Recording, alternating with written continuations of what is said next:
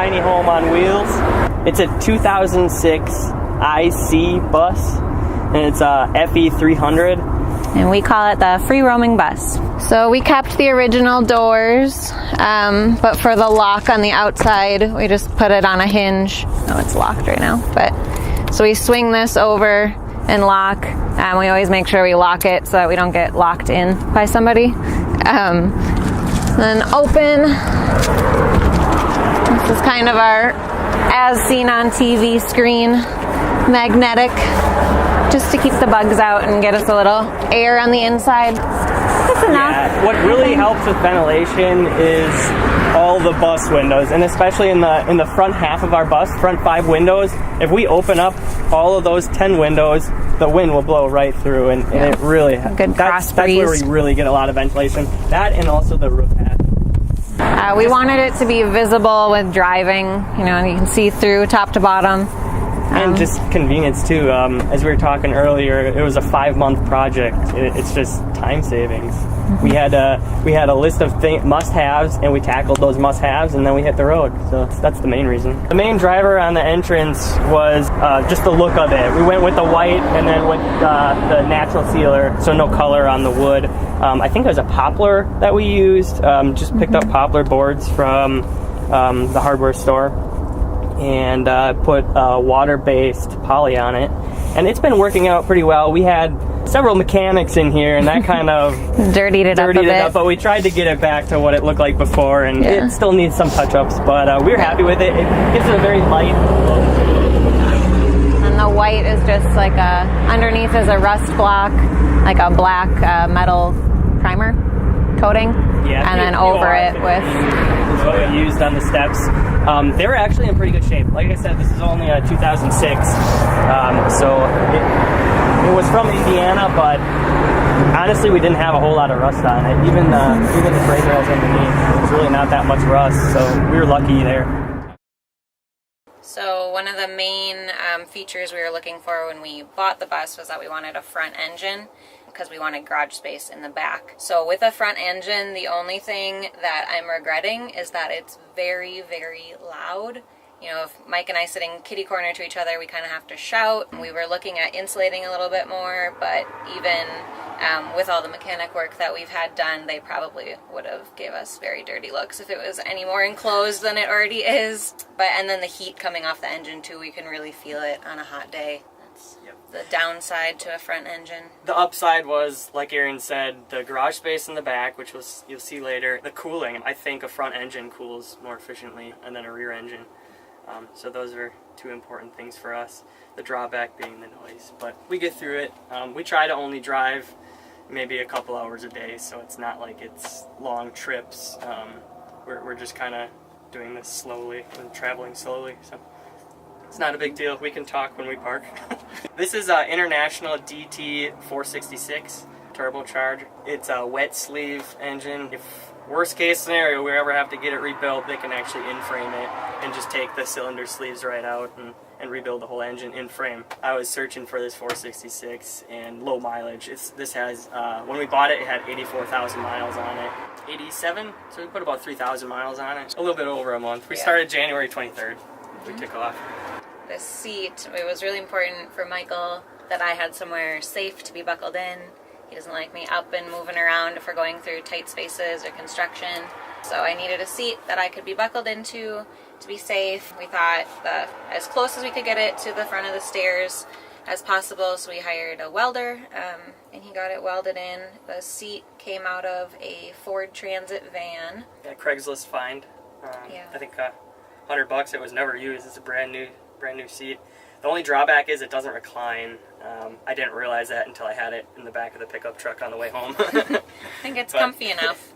Like we said, we only drive a few hours max every day, so and it's tucked away too, because if you see, we don't have much room here. We don't have much room to work with. If you bump it out anymore, you kind of take away from this front hallway, entryway area.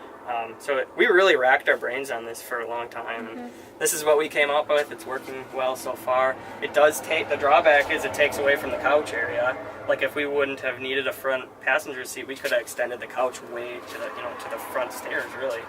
But You know, a lot of these bus projects are just a trade-off situation.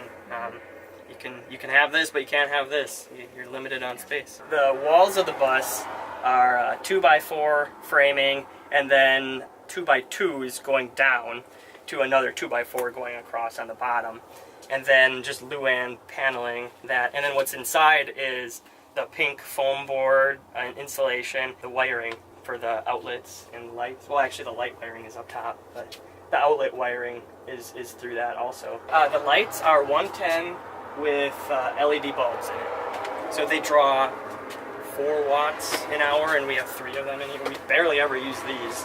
Normally at night we just have the one LED light bulb. It kind of lights up our whole nighttime sitting area. That is something that's kind of interesting with this bus. Most of it is 110. We have 3 things that run off 12 volts. That is the toilet fan, the water pump, and the RV furnace.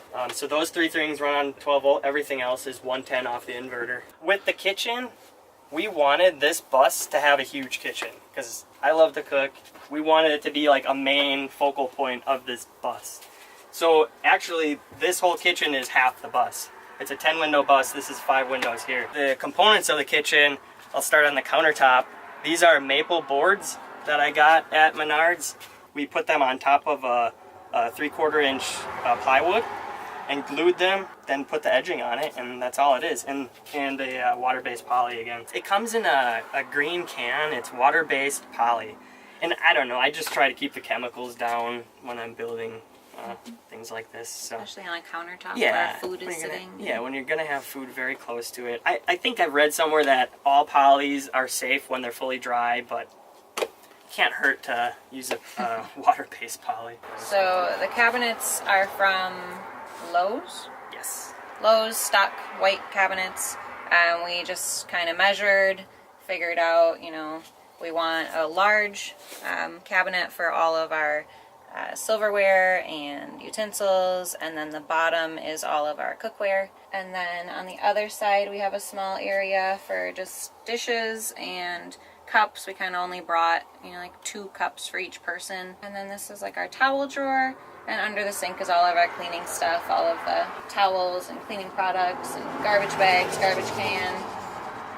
And then the most common questions we get are about our oven. So our oven, after researching on eBay and Craigslist and looking around locally for vintage stoves or holiday oven, Magic Chef, all those things, I finally started just looking for old campers and asking if I could rip the oven out. So we found a guy locally a couple hours away who was redoing his 69 Shasta trailer, and he was getting rid of the fridge and the oven, so we took the oven. It was originally green, and it's in great condition, and we love it. Yeah, we didn't do anything other than just clean it, and it's like, Pristine. I mean, that's why we kept the dark browns away from the oven, because originally this was going to be a dark brown, the floor was going to be dark brown, but it doesn't look as good with a bright green oven. So we went very like light surfer vibes kind of thing. And as far as cookware and something I use just about every day, since we're on solar, there were a lot of things, plug-in things that I couldn't have. So I got a percolator, which I use every day for coffee or tea or just to boil water for oatmeal. Anything that's probably my most used besides just pots and pans, kitchen appliance. And when it comes time to doing dishes, our sink does the job. We kind of do dishes every night or at the end of every day. We just put like a mat out here and let them dry, and then put them away every day just to stay on top of them for the clutter. And because this is our only sink, so we're using this to wash our hands, brush our teeth at night, wash our face. Sometimes I wash my hair in it. So it's good to just keep clean and keep the bus tidy. I love to cook, and that's why we built this kitchen as a mini chef's kitchen, and we tried to design it around a cook, and so that's why we have so much counter space. It's such an important piece of this bus, and that's also why we have an apartment-sized refrigerator too. And it's been working great. That oven and stove, that works just like it's brand new. It's pretty crazy actually, since it's from 1969. So yeah, this is really meant to be a kitchen that's cooked in, and we do cook a lot in it. I say the majority of our meals.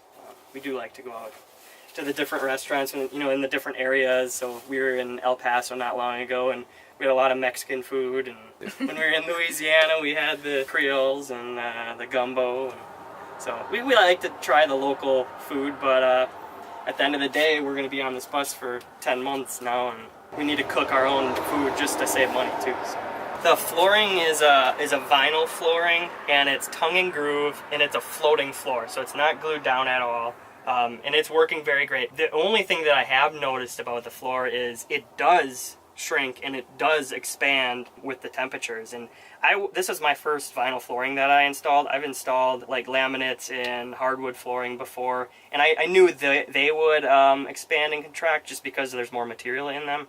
But I wasn't really expecting this one to expand and contract as much as it actually does. There's only a few spots on the bus that you can actually see it, but I have noticed it. It's very minor, but it's just one of those things to, make sure you're not going right up to walls. And if it is floating, don't go right up to the walls. You leave some room for expansion. I don't regret doing a floating floor at all. Yeah. I think it's working out great. And I would not do anything but a vinyl floor, to be completely honest with you. Either vinyl or some other like totally waterproof material. Cabinets first. Cabinets were in first, and none of this was in yet at that point, so we went all the way to the wall.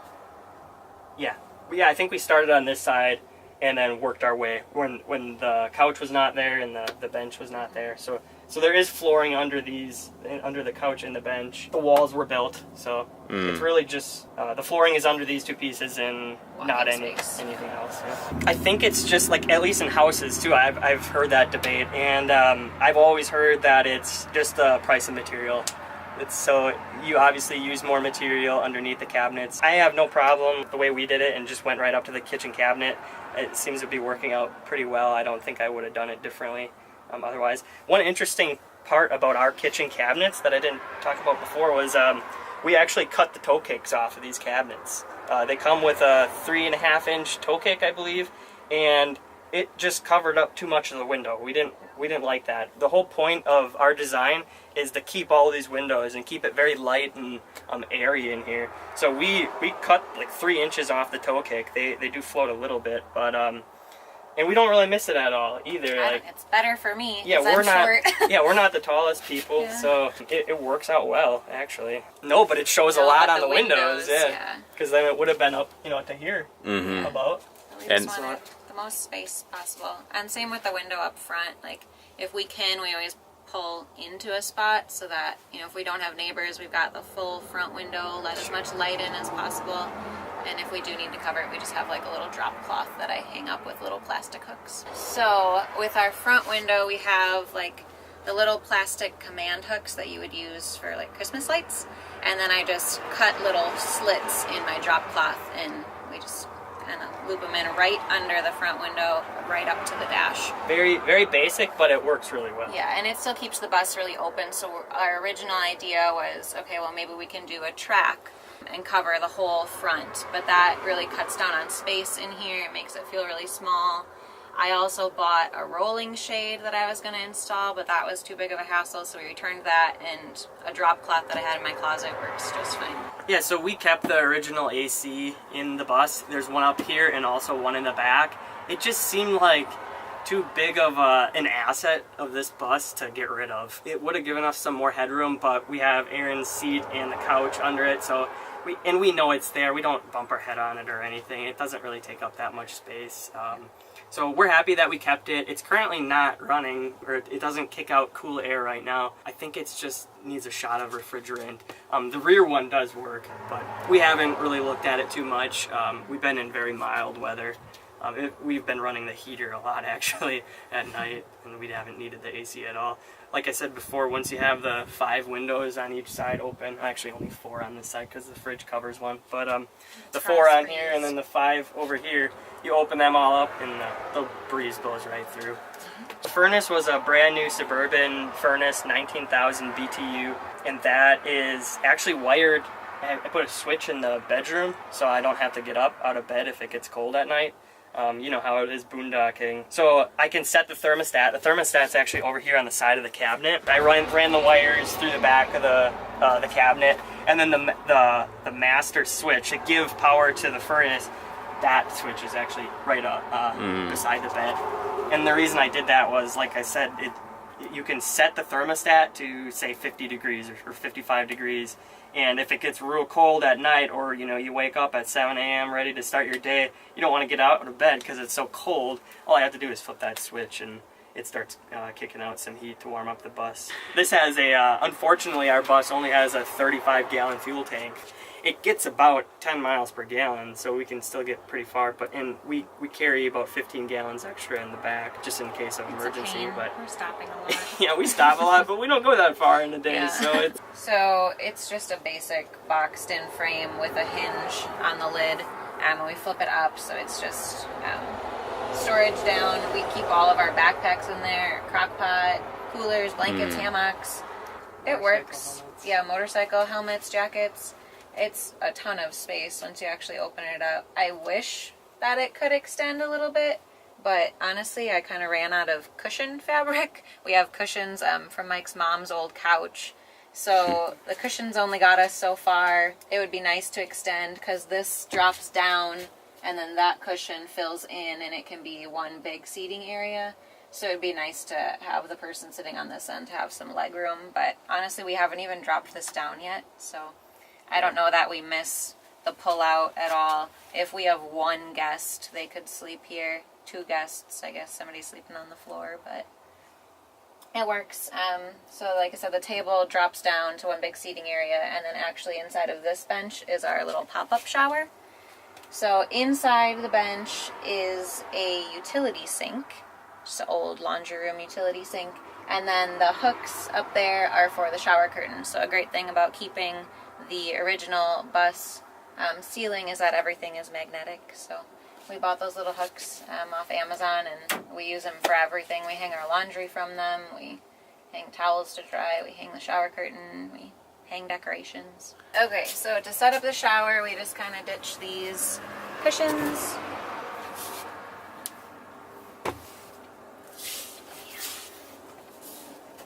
And then this is just a piece of plywood that we tilt up. So there is the utility sink. And then we just bought a cheap little shower curtain. And I just kind of go around and hook it in. So then there's like a hose here.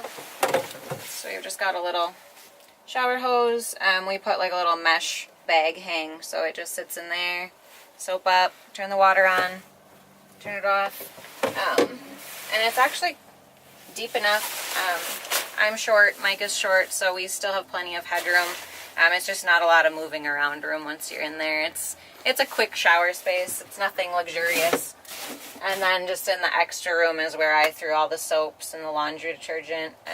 If we really needed to, we could do laundry in this tub too. The shower curtain actually keeps in all the water. We've really never had water leak out from it. We bought a longer shower curtain so we could overlap the edges. Yeah, so it's extra wide. So once you get like to this part, it's doubled. So you're gonna slide in and wrap yourself in there. And this again is just another trade-off. Do we want a dedicated shower room?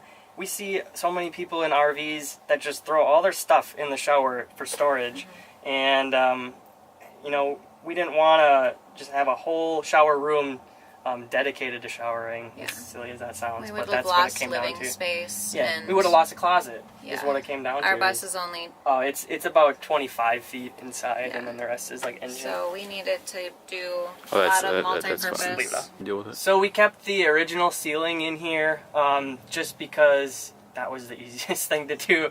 And when we couldn't get ourselves to take the ceiling down, people that have done it, you'd have to take out all those screws or cut them out, and then take out the insulation that's in there just to put new insulation in. So that's the main reason. We do have very good insulation. Well, maybe not very good, but just acceptable insulation in this ceiling as is. We wanted a roof access. A lot of people put fans there, which would be nice, but I like to be able to get up on the roof. We have our kayaks up there, and just to be able to check on the solar panels, it's nice to have somewhere inside to quickly jump up there instead of pulling out the ladder. The thing about the fans is you turn them on and it takes the hot air out, which is a great idea, but we have all these windows. And like we said before, once you open all the windows, it takes all the hot air out anyway. So I can see it. It's a very important thing for someone that doesn't have many windows in their rig, like a van or a Skoolie that got rid of all their windows or something like that. Then I think you would definitely need one. But we have such good ventilation in this bus as is. So. Yeah, we have a little ladder too. They're like a little pantry ladder. Yeah, we don't go up there very often, but it is nice to check on the panels every once in a while. Clean the panels, check the kayak straps.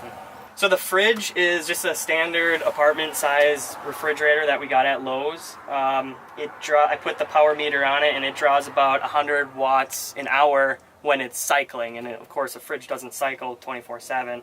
It only cycles, I don't know, maybe 2/3 of the time or maybe even less. So it's pulling 100 watts when it's running. And basically how we picked it was we went to Lowe's and tried to find the most efficient refrigerator we could find in this size. We knew we wanted this small, like, apartment size refrigerator, and it's been working great. And we put a strap on it just so it doesn't, go across our whole living room area here. Just little baby safety latches, because the first couple of trips we had the door flying open and beers flying everywhere. Yeah. So these little baby clasps are really really nice to get, and we found that if you buy things that aren't meant for an RV, they're less expensive. So if you buy like RV specific items, like an RV specific latch, like you're gonna pay more. So we just try to buy like the generic stuff that's meant for a house, and like this sink too. This is a house sink, obviously. We got that at Habitat for Humanity for $10. And we tried to just get house stuff. That's been the cheapest way to do it that we found. And so I said that it draws 100 watts an hour when it's running, and that is our biggest energy draw of this whole bus. So we designed the solar system around that. Our battery bank is 675 amp hours total. It's 6 Trojan, I think T105s they're called. They're meant for renewable energy. And then we have a 1500 watt inverter that would power all the outlets and the lights. And everything is mostly 110 other than those 3 items. And I did that on purpose. I mean, I know it would have been more work to get that. I wanted to keep everything separate just because if we ever have any issues, we go to the mechanic and say, these are our engine issues, this is what's going on. I didn't want them to say, well, it's because you did this, and it's because of the house portion. That I could say, no, the engine, the bus engine is totally separate from the house. Everything is separate. There's nothing really, other than grounds, I suppose, but everything else is separate and not connected at all. Yeah, we don't turn off the inverter at all. If we would get probably about 3 days of cloud cover, then I bet you we would have to shut the inverter down just because you don't want to drain your batteries past a certain point. Well, and the other thing you were regretting not doing for those circumstances is we have our control panel in the bedroom. It would have been really nice to have the inverter on a switch inside the bus so you don't have to get out, climb in the garage. It was like $30 more for the switch and I didn't do it. No, I kind of wish I would have because we did hit a lot of cloud cover early on in our trip, and I wasn't comfortable with like the battery cycle yet, so I was shutting off the inverter at night. We were getting such cold temps, the fridge held its temperature just fine for like the 8 hours. But then once we got south and we're getting all this sun, it's not even a problem. It didn't take our batteries down at all really anymore. We have so much battery power, and the 600 watts of solar powers everything. Yeah, and the best part about Trojan is there's a 5-year warranty on them. So they tell you to keep the receipt, the original receipt, and you can go to any Trojan dealer, and as long as they find fault in the battery, they'll replace them. 5 years. So that says a lot about their battery. For them to offer a warranty like that, a 5-year warranty on a battery, that's pretty darn good. You pay a premium for them, but the pay a battery premium for the warranty. Keeps this house, running. Really, If without batteries, we lose a lot. So our other big thing was that we wanted like separate living area and sleeping area. So back here on this side is our toilet closet. We have the Nature's Head composting toilet and we love it. It gets a little gross when you have to clean it out, but it's not that big of a deal. That's Mike's job.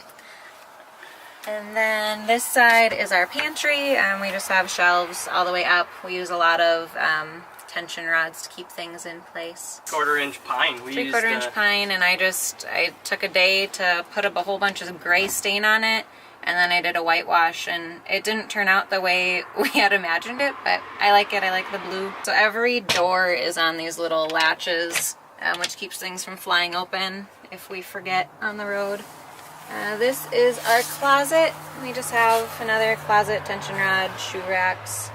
Most of the closet is for me, but it works. Again, not pretty but functional. We didn't cover any windows. Yeah, like the pantry and the closet. Otherwise, we kept every window just to let light in, and we sprayed like bathroom fogging. So on the bathroom, the toilet closet window, these windows.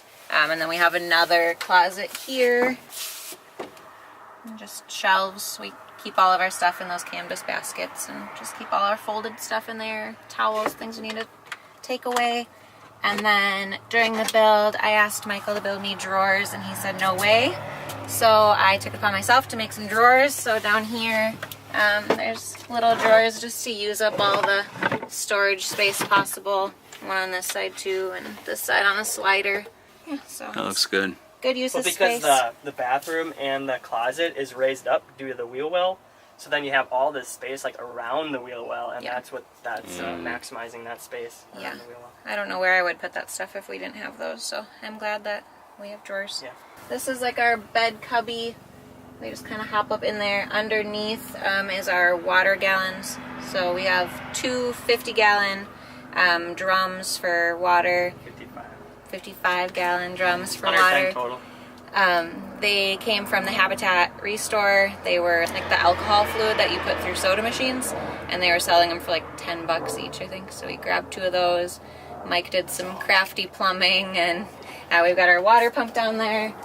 2 water tanks on each side, and just extra storage, laundry, ugly stuff that we don't want out in the open, extra water tank for drinking water, and that's just on a hinge and a little latch. And then our bedroom is pretty small, but we're small people, so we have a full-size bed. It's just a foam. We ordered off Amazon, I think. We order everything off Amazon. And then we kept the windows in there. The only difference with the windows in the bedroom is that Michael built screens. So there's screens screwed on the outside just so we get some airflow. It gets really hot in there because it's so enclosed. And then we have a fan up there too. And then 2 little lights that we have on dimmers that we really never turn on. It works. It's functioning. So now we've seen the inside, and we're gonna go check out the garage now. So this is the side of our bus. It's the storage area in the back of our bus, and right now we're looking through the side door of it. These are the things that we use every night or every place that we go camping. So our chairs, our water hose, our 30-amp electrical cord, our rugs. These are things that we use frequently. And in the back, we have a motorcycle rack blocking the rear door. So that part of the storage is things that we use less frequently because the motorcycle is, of course, blocking that door. So to access that back door, we'd have to move the motorcycle down. The motorcycle is really important to us because that saves us from having to tow a car behind the bus. And it saves us so much in maneuverability. Especially our bus being a short wheelbase bus, we're very maneuverable. We don't really have to plan ahead anywhere we go.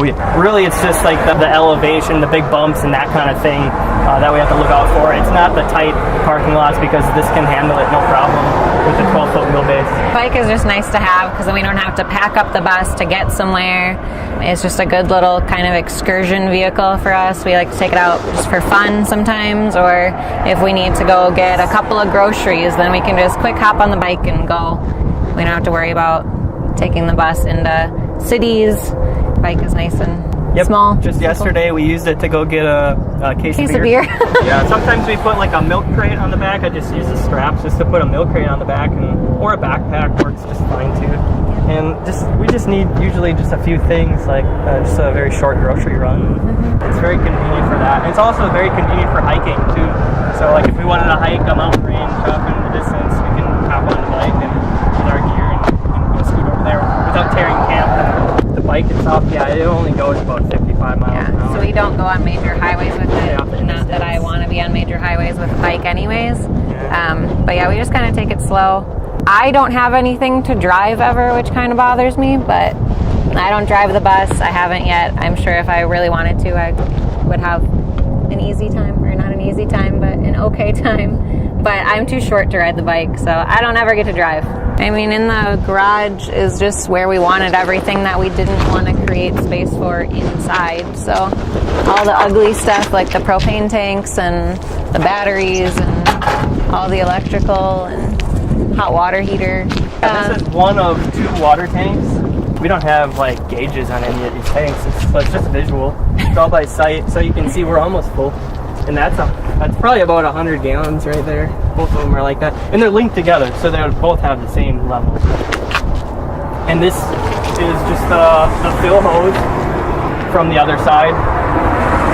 It's just RV. It's a lot of it. This is like RV material. The RV fill hose. And it's done 2 ways.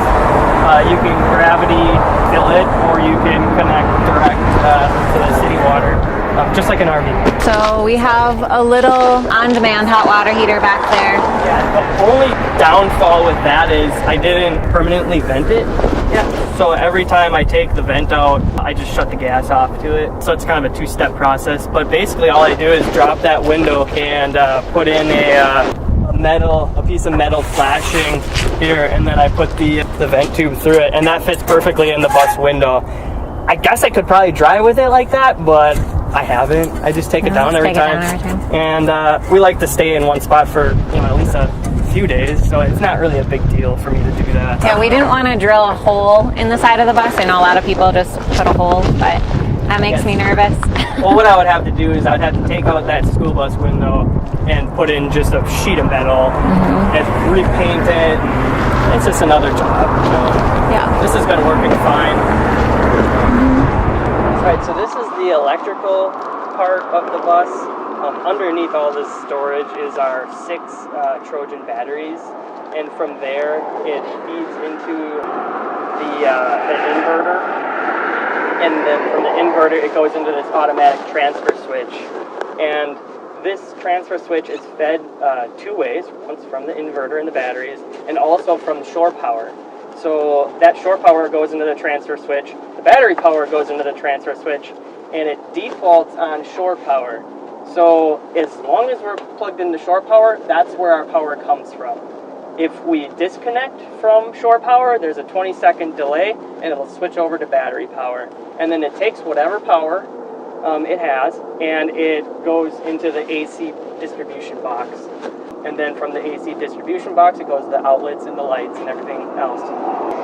And then on the 12-volt side, we have the 3 things that run off 12-volt. It's the furnace, toilet fan, and the water pump.